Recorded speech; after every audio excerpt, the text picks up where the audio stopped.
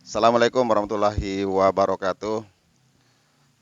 Para pemirsa dan sahabat guru kehidupan yang mudah-mudahan hari ini eh, kehidupan kita semua lebih baik dari kemarin dan akan menjadi lebih baik di hari-hari yang akan datang. Tema ngobrol kita pada kali ini tentang masalah kesehatan. Masalah kesehatan adalah hal yang selalu menjadi penting yang dibahas di dalam kehidupan masyarakat. Sehat dan sakit adalah bagian dari kehidupan. Dari dulu hingga saat ini adalah selalu menjadi bagian dari kehidupan manusia. Penyakit bisa dialami oleh siapa saja. Masyarakat awam, masyarakat intelektual, orang miskin, orang kaya, masyarakat biasa, bangsawan, pejabat, semua pernah mengalami sakit. Dan saya kira tidak ada seorang pun yang diberi umur oleh Allah Subhanahu wa Ta'ala yang panjang, kecuali mereka semua pasti mengalami sakit. Uh, di tengah-tengah kehidupan masyarakat telah ditemukan berbagai obat dan juga metode untuk mengatasi berbagai gangguan kesehatan yang ada di masyarakat. Salah satu yang eh, sering digunakan untuk mengatasi berbagai gangguan kesehatan adalah apa yang dikenal dengan masyarakat dengan terapi akupuntur. Nah, tentang hal ini sebetulnya sudah cukup lama dipraktekkan dan sampai sekarang ini selalu menjadi satu alternatif solusi untuk berbagai gangguan kesehatan. Nah, untuk membahas lebih detail, lebih rinci tentang masalah ini, bersama saya pada kesempatan ini ada seorang akupunturis yang sudah cukup lama menggeluti dunia akupuntur. Ya, saya kira beliau udah lebih 10 tahun ya, lebih 20 tahun bergelut di dalam terapi akupuntur. Kita akan mendengarkan penjelasan beliau tentang sejarah ya, mungkin perlu kita tahu sejarah akupuntur itu dan juga apa yang disebut dengan terapi dengan akupuntur. Kali ini akan disampaikan oleh narasumber guru kehidupan kita adalah Ibu Sri Amanati Daroja. Ya, silakan Bu. Assalamualaikum warahmatullahi wabarakatuh. Alhamdulillah, terima kasih sekali atas kesempatan untuk menjelaskan atau berbagi pengalaman tentang pengobatan akupunktur. Ya, terima kasih sekali dapat kesempatan. Mudah-mudahan ilmu ini akan berguna bagi kita semua. eh, Agar kita dapat menjalani hidup itu lebih damai kan gitu ya. Di sini kita tidak usah panjang lebar. Mungkin bapak-bapak, ibu-ibu, teman-teman semua sudah pernah dan mungkin sudah beberapa orang mencoba terapi akupunktur ya. Kebetulan Bapak Ustadz nih juga kemarin jadi pasien ya. Nah, kemarin kebetulan ada gangguan dengan tulang punggung ya Pak Ustadz ya. Tulang punggung ya, alhamdulillah dengan kita terapi akupunktur satu kali terapi ya Pak Ustadz ya, satu kali, alhamdulillah sekarang sudah segar bugar, eh, keluhan sudah meringan ya. Ya insya Allah berlanjut ya Pak Ustadz ya. Nah, insya Allah berlanjut. Nah, dari di situ apakah yang disebut dengan akupunktur? Akupunktur adalah sama dengan apa itu namanya ilmu kedokteran. Nah, itu kedokterannya kedokteran timur. Jadi sudah diakui secara internasional dan sudah apa ilmiah ya. Akupunktur itu sudah ilmiah, sudah diterima. Bahkan perkembangannya sudah sangat pesat dan bagus sekali. Bahkan sudah masuk ke ranahnya medis ya gitu. Jadi untuk membedakan akupunktur itu sebagai kedokteran timur, yang membedakan adalah dasar dari cara pandang dan apa itu sindroma, nah, gitu ya. Nanti ada tanda dan gejala penyebab penyakit ya, kita secara holistik menyeluruh itu masuk di kedokteran timur. Tidak jauh beda untuk kedokteran barat eh, itu organ-organnya itu yang akan kita pelajari itu sama, cuma beda dari fungsinya kayak gitu ya. Jadi kalau kedokteran barat kita sudah ketahui bahwa di kedokteran barat kita buktikan bahwa penyakit itu dengan eh, tes ya, mungkin tes diagnostik seperti tes apa laboratorium, seperti apa itu namanya tes-tes yang lain ya, ada tes darah, tes apa kondisi tubuh ya, untuk imunitas ya itu kan. Tetapi kalau di kedokteran timur itu secara holistik. Jadi di akupunktur bedanya gitu. Jadi kalau di akupunktur kalau di medis barat itu prinsipnya adalah berdasarkan apa itu namanya tes ya. Tes mengetes darah, tes tekanan darah, tes semua yang tes atau dengan USG pokoknya teknologi itu kan gitu, yang dengan teknologi dengan ukuran-ukuran tertentu bahwa penyakit itu levelnya berapa kan intinya itu seperti itu. Beda dengan akupunktur. Kalau akupunktur itu cara pengobatan dengan memakai dasar simptom dan sindrom. Nah, sindrom itu cara pandang. Yang berbeda itu cara pandangnya. Cara pandangnya apa? Jadi cara pandang di akupunktur itu holistik. Holistik itu menyeluruh. Kalau di akupunktur atau itu diagnosisnya itu kita dengan melihat suasana rumah secara makrokosmos itu ya. Itu kita sudah mengerti apa nanti yang akan terjadi ketika lingkungan kita itu buruk. Nah, itu sudah bisa untuk menentukan di mana dia tinggal. Misalkan di lingkungan yang dengan dekat air berarti akan bermasalah dengan mungkin limpa itu ada. Jadi kita berpola pandangnya dari holistik. Holis itu adalah alam yang menyeluruh secara makrokosmos umum. Penyebab penyakit bisa dari dalam dirinya orang sendiri dan dari lingkungannya. Dari lingkungannya juga bisa menentukan dasar diagnosa. Kebiasaan-kebiasaan dari manusianya itu juga sebagai dasar diagnosa. Itu bedanya seperti itu. Iya, jadi ibarat kata pohon. Ya, kalau pohon kita mau pohon itu sakit, ya kan? Misalkan pohon sakit, daunnya rontok misalkan. Kalau mungkin secara medis barat, ya berarti ini kurang unsur hara dan lain sebagainya, pemupukan dan ini itu kurang. Jadi ukurannya jelas. Tetapi kalau untuk cara pandang dari itu ya kedokteran timur, itu akan kita lihat akarnya dari akar permasalahannya. Akar permasalahan misalkan apa? Ketika ada orang iseng di jauh sekali dari akar ada yang memutus, ya kan? Nah, akhirnya kan adanya gangguan pada organnya si pohon. Nah, dari situ akan tidak ketemu.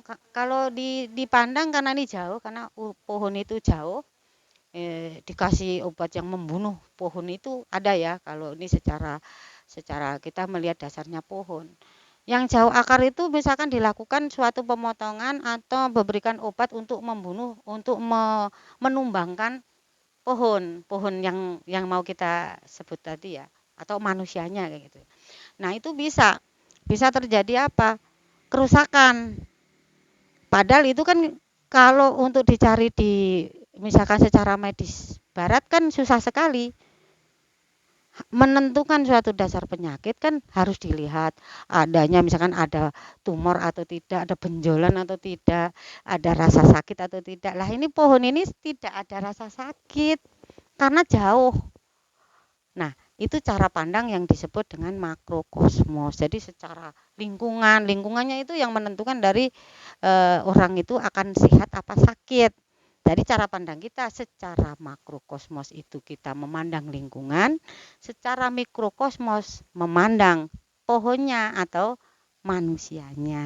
Itu seperti itu. Nah, kalau dalam kedokteran modern atau kedokteran jenis barat, itu kan setiap jenis penyakit ada spesialisasi masing-masing. Iya. Misalkan ada dokter gigi, kemudian paru ada dokter paru, jantung ada dokter jantung, dan seterusnya. Nah, kalau dalam dunia akupuntur, apakah ada spesialisasi-spesialisasi? Bisa dibilangkan ada, tetapi bisa dibilangkan juga tidak ada. Karena kehebatan, ya bukan kehebatan sih ya, spesifikasi aja. Kita bilangkan spesifikasi dari akupunktur itu holistik. Kita umum. Jadi ketika kita mengobatin salah satu organ yang lain ikut terobati. Nah, sedangkan di dalam akupunktur itu ada yang untuk pengobatan, ada juga yang untuk estetika. Ketika kita kita melakukan tindakan estetika seperti misalkan kita untuk keluhan wajah, untuk mempercantik wajah, menghilangkan kantung mata. Di situ juga kita melakukan suatu penusukan pada titik tertentu yang berhubungan dengan lambung. Bisa juga. Jadi kita cuma mau membuat wajah kita jadi cantik, ternyata lambung kita juga terjadi perbaikan. Jadi di situ dibilang ada perbedaan spesialis, bisa.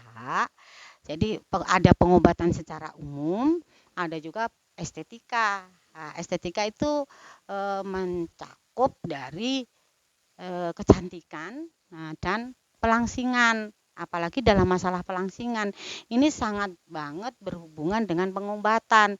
Dan akupunktur atau teknik akupunktur itu dengan penusukan dengan jarum akupunktur itu tidak memilih. Jadi semua terjadi perbaikan. Nah, itu spesifikasinya dari akupunktur. Jadi Gitu. seorang terapis akupuntur itu pada prinsipnya hampir bisa dikatakan menangani berbagai gangguan kesehatan ya. Ya, Tidak memilih penyakit mana. ya.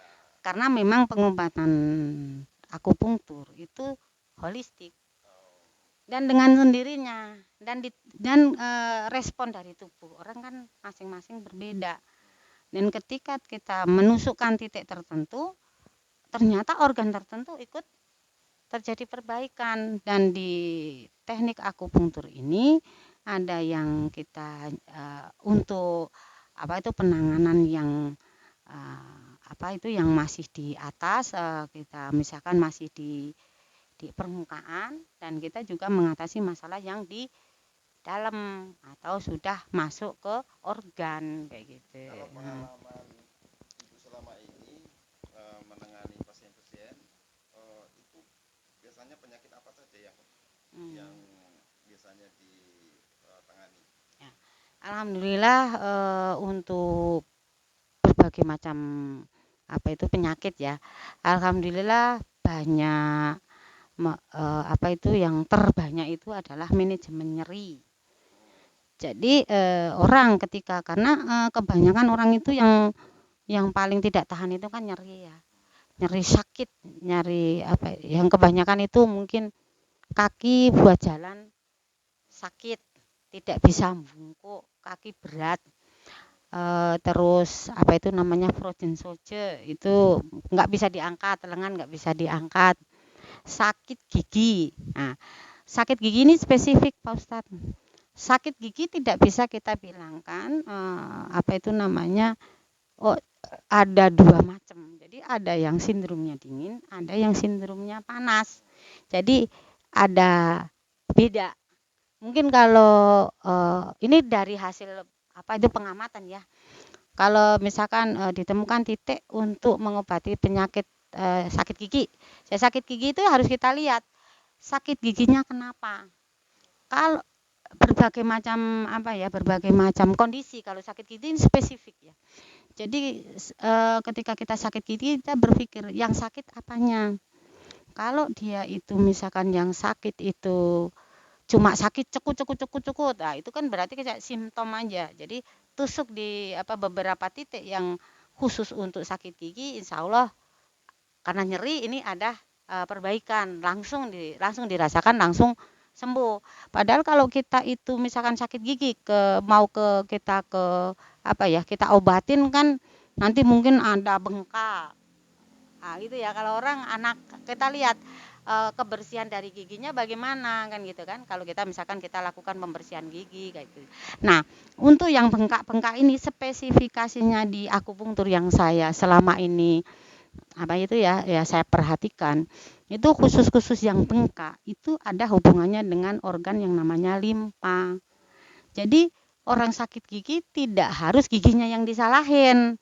Nah, iya, dari limpa itu karena kurang nutrisi yang bisa masuk ke organ yang berhubungan dengan gigi. Biasanya kalau secara umum itu orang bengkak ya, ada bengkaknya. Jadi giginya itu misalkan terjadi, yang salah bukan giginya tapi lidahnya, misalkan ya lidahnya terasa empuk, akhirnya ada kesenggol-senggol giginya akhirnya jadi gusinya bengkak, akhirnya sakit gigi gitu loh maksudnya. Jadi ini spesifik sekali kalau untuk sakit gigi, kalau dibahas itu seru. Dan kenapa kita sukses untuk untuk pengobatan sakit gigi, karena banyaknya orang sakit gigi itu tidak sabar. Nah, dengan teknik akupunktur itu menang, karena apa? Dengan pengobatan akupunktur bisa 1-2 hari langsung sembuh, atau kadang-kadang sekali terapi langsung sembuh gitu loh. Jadi gitu. Kalau kita misalkan dengan obat kan kita makan misalkan obat X ya, mengurangi rasa sakit. Nanti pas minum nanti sebentar lagi efek obat hilang. Akhirnya akan muncul lagi. Nah, itu spesifikasi. Dan dulu saya pernah boomingnya itu karena sakit gigi, dan ini benar-benar kalau sakit gigi itu saya sampai ketawa, enggak bisa. Sakit gigi kita harus tanya dulu, kita kumpulin masalahnya apa. Mungkin dia karena mekanik makan yang keras-keras terlalu banyak, oh berarti itu sindromnya kan panas, jadi kita dinginkan kan gitu dengan teknik jarum. Atau mungkin karena dia minum es sakit gigi juga kan gitu, karena atau lagi tadi yang saya bilang kan transformasi limpa. Nah, jadi serunya kalau membahas sakit gigi ini memang spesifik, dan saya pernah terkenalnya itu karena saya itu mengobati sakit gigi kayak gitu. Yang menarik saya kira karena akupunktur bukan hanya bisa diaplikasikan untuk berbagai gangguan kesehatan, tapi saya dengar bahwa itu juga bisa digunakan untuk terapi kecantikan.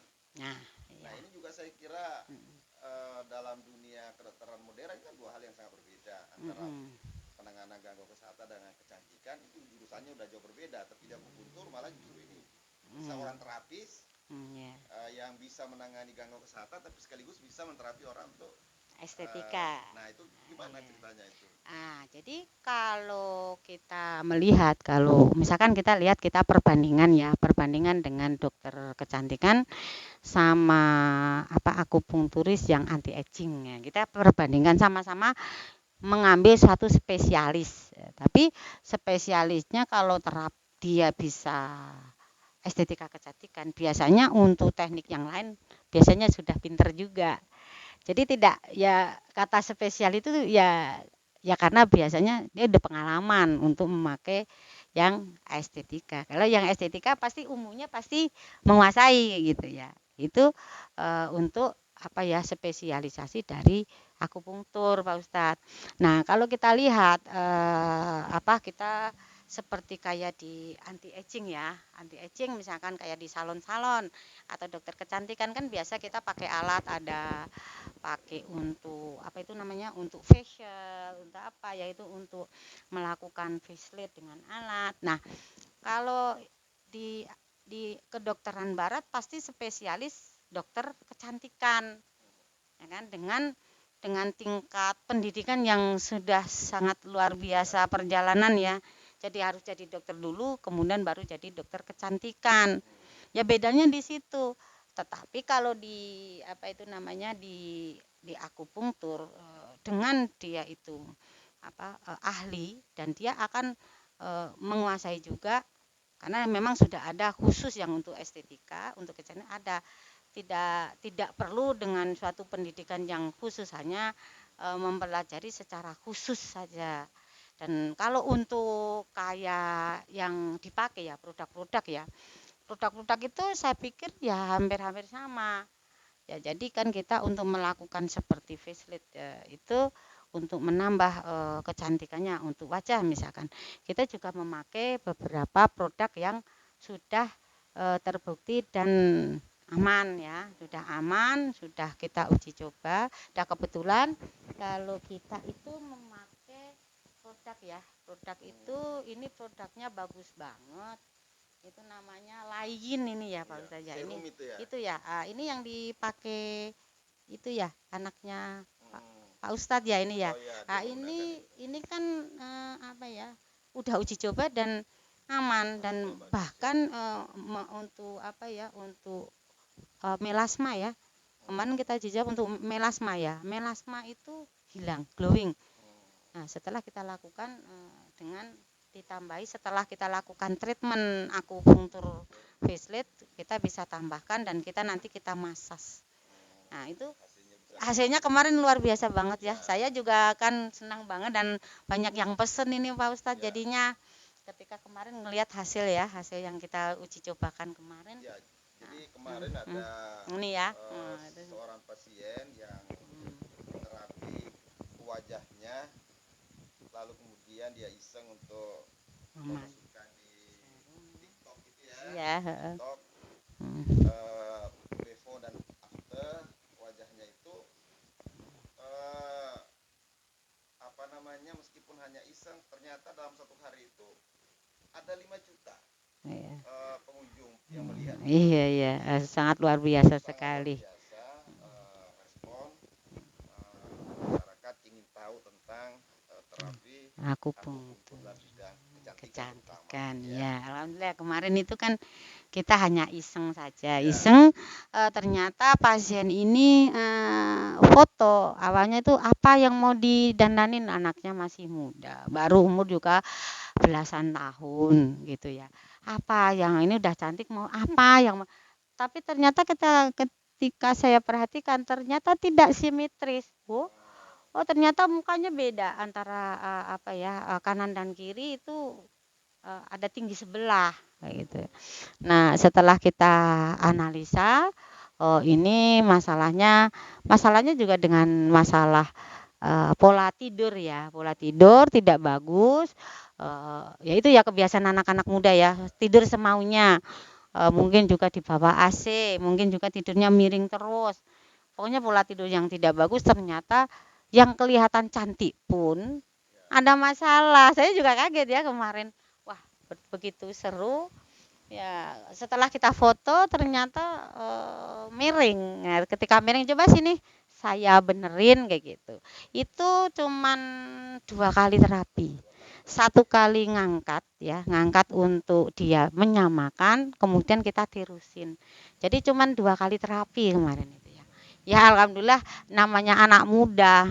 Anak muda itu kan sukanya kan viral ya. Kemudian dia iseng-iseng bikin TikTok. Saya juga malah tidak tahu itu kan. Wah, oh ternyata minat dari masyarakat yang anak muda, baik yang yang setengah baya ya, itu juga sangat banyak yang bertanya karena memang akupunktur wajah ini spesial. Misalkan ada orang yang gemuk dan kita ada banyak buktinya, banyak jurnalnya ya, bukan cuma testimoni yang kita lakukan orang berapa kali treatment untuk misalkan yang muka tembem ya, yang kegemukan. Kalau kegemukan otomatis pipinya tembem. Ya alhamdulillah dengan terapi akupunktur ini bisa teratasi, tetapi dengan kesabaran. Tapi kalau misalkan itu belum lama, biasanya cepat Pak Ustadz. Kemarin banyak kok yang kurang dari 5 kali ya. Ya sekitar 5 kalian itu ya, itu sudah membentuk apa itu, tirusnya, bahkan kantung mata dan lain-lainnya gitu, seperti itu. Sekalian kita sampaikan pada Mhm. para pemirsa bahwa insya Allah di tempat ini akan dibuka terapi setiap hari Selasa dan Rabu. Ya. Insya Allah ya, karena Sehingga bagi permintaan. yang eh, ingin untuk mendapatkan pelayanan terapi akupuntur, apakah itu kaitan dengan gangguan kesehatan ataupun kecantikan dan termasuk untuk menurunkan berat badan, nah barangkali bisa mencoba nanti ke sini, ini tempat ini di Jatisari Jati Asih setiap hari Selasa dan Rabu rencananya untuk sementara. Iya, insya Kita Allah. lihat informasinya. Baik, saya kira para pemirsa sekalian, kita sudah ngobrol tentang masalah kesehatan dengan metode akupuntur. Mudah-mudahan bisa menambah informasi sehingga kita memiliki semakin banyak alternatif untuk mendapatkan kesehatan yang lebih prima.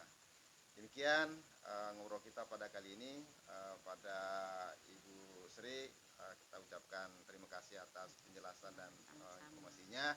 Mudah-mudahan info ini bisa bermanfaat untuk masyarakat umum. Tetap optimis, maju bersama, sukses bersama. Salam dari Guru Kehidupan. Assalamualaikum warahmatullahi wabarakatuh.